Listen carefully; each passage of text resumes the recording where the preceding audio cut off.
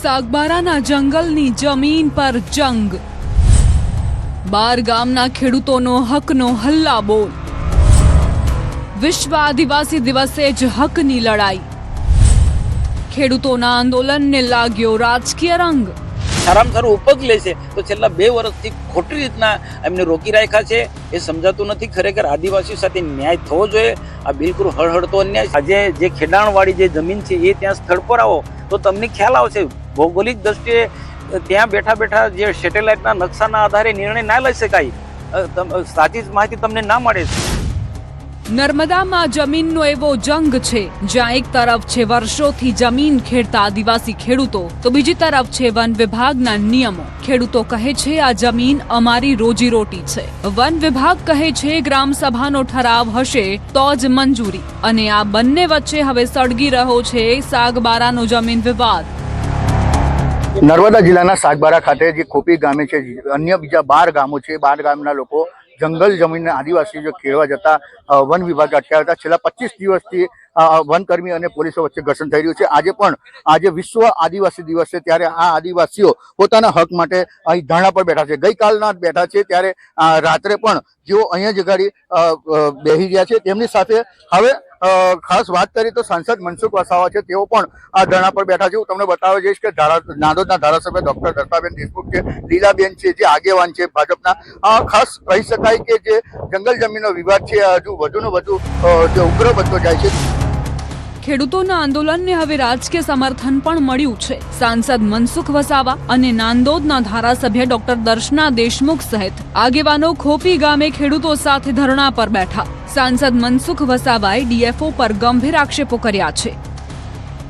સાગબારા તાલુકાના 14 જેટલા ગામના લોકો જંગલની જમીન છેલ્લા 20 વર્ષથી ખેડતા આવ્યા છે અને આખા કુટુંબ પરિવારનું જીવન નિર્વાહ એના પરથી ચલાવતા આવ્યા છે। એના સિવાય બીજું કોઈ એમનો કોઈ આધાર જ નથી। તો આ છેલ્લા 2 વર્ષથી જંગલ ખાતાવાળાએ ખોટા કોઈ બહાના કાઢી અને આ લોકોને ખેડાણ કરતા અટકાવી દીધા છે ને એના કારણે સખત આ લોકો નારાજ છે, ભારે દુઃખી છે। તો મારા મત વિસ્તારના લોકો આવે તો સ્વાભાવિક છે કે મારી ફરજ છે કે એમના મદદમાં મારે આવવું જોઈએ। વન વિભાગના જે પરિપત્રો કાઢે અને આપવાની દાનત નથી। આ જે જમીન છે 400-500 એકર જમીન, વન વિભાગને ખાસ કરીને આ વિભાગનો ડીએફઓ બદમાશ છે। હું બહુ નારાજ થઈને કહું છું, એના માટે આ શબ્દો મને ગમતા નથી, એટલા માટે કહું છું આ ડીએફઓ અને એની સાથેની જે ગાંધીનગરમાં બેઠેલા બદમાશ લોકો આ આદિવાસીનો હક છીનવી રહ્યા છે। જમીનના હક માટે ધારાસભ્ય દર્શનાબેન દેશમુખ પણ ખેડૂતોના વહારે આવ્યા છે। અને જે લોકો 20 વર્ષથી જ્યારે જંગલની જમીન ખેડતા હોય ને 2 વર્ષથી તમે કયા આધાર ઉપર, કયા નિયમ ઉપર તમે એમને ખેડવા નથી દેતા?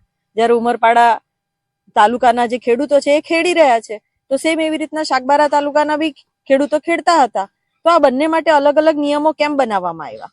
અને અલગ અલગ નિયમો બનાવવામાં આવવાનું કારણ શું? એમને ખેડવા કેમ દેવામાં નથી આવતા? છે તો આ જ વિસ્તારના લોકો, ગુજરાતમાં જ રહે છે, તો પછી એમના માટે આવા નિયમો બનાવવાનો અર્થ શું? સાંસદ મનસુખ વસાવાએ ડીએફઓ પર ગંભીર આક્ષેપો કરતા કહ્યું કે તેઓ અંગ્રેજોની ભાગલા પાડો અને રાજ કરો નીતિ અપનાવીને આદિવાસીઓને એકબીજા સામે લડાવવાનો પ્રયાસ કરી રહ્યા છે।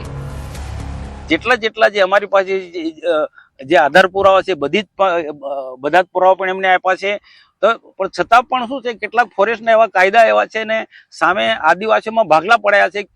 કેટલાક ઉમરપાડાના કેટલાક વિજ્ઞ સંતોષી માણસોને હાથો બનાવીને આ પ્રશ્ન ઉકેલવા માટે રોડા નાખી રહ્યા છે। આ સમગ્ર મામલે સાંસદ મનસુખ વસાવાએ સુરત જિલ્લા કલેક્ટરને પત્ર લખીને પોતે પણ ધરણા પર બેસશે તેવી સ્પષ્ટ જાણ કરી હતી। સાંસદની માંગ છે કે વર્ષોથી જે જમીન પર આદિવાસી ખેડૂતો મહેનત કરીને પાક લણી રહ્યા છે તેમને અન્યાય ન થવો જોઈએ। સાંસદ મનસુખ વસાવાએ આ અંગે રાજ્ય કક્ષાના મંત્રી પ્રવીણભાઈ માળી સાથે પણ ટેલિફોનિક વાતચીત કરીને સ્થિતિની ગંભીરતાથી માહિતગાર કર્યા હતા। તેમણે તંત્ર અને વન વિભાગ સામે રોષ ઠાલવતા સ્પષ્ટ કહ્યું કે માત્ર વન વિભાગના અધિકારીઓના એકતરફી અભિપ્રાય આધારિત નિર્ણયો ન લેવા જોઈએ। જનતા દ્વારા ચૂંટાયેલા પ્રતિનિધિઓની રજૂઆત સાંભળવી એટલી જ જરૂરી છે। અધિકારીઓની કામગીરી સામે સવાલો ઉઠાવતા તેમણે અપીલ કરી કે ઓફિસમાં બેસીને સેટેલાઇટ નકશા જોઈ નિર્ણયો લેવાનું બંધ કરો। અધિકારીઓ એકવાર સ્થળ પર આવીને જમીની વાસ્તવિકતા અને પરિસ્થિતિ જુએ। ત્યાં સ્થળ પર આવો તો તમને ખ્યાલ આવશે.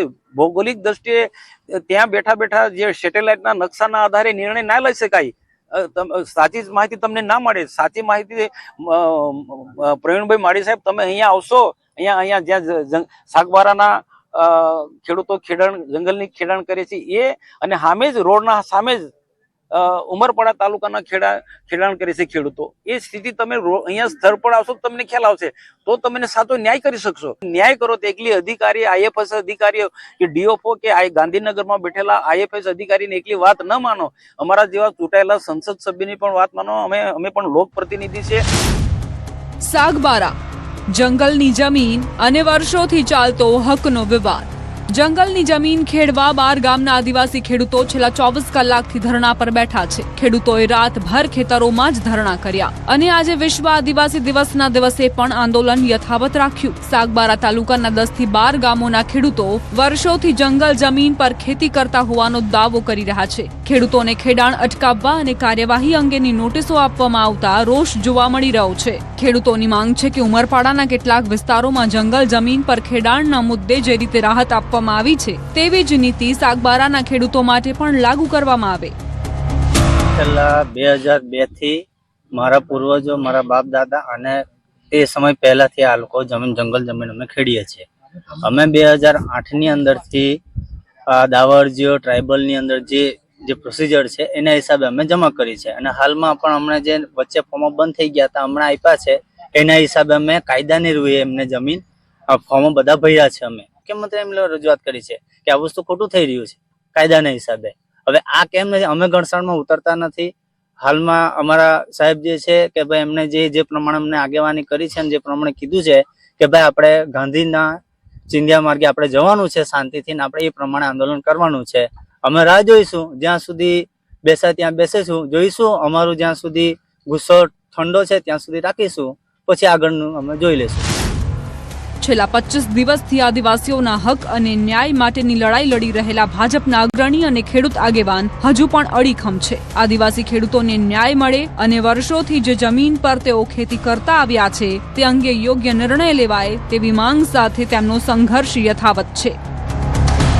9 વાગ્યાથી અહીંયા આવી ગયા હતા, હળ અને બળદ બધા લઈને આખા ખેડૂતો અમારા. એના પછી શરૂઆતથી જ્યાંથી બાઉન્ડ્રી શરૂ થાય છે ત્યાંથી આખી પોલીસ બંદોબસ્ત હતો.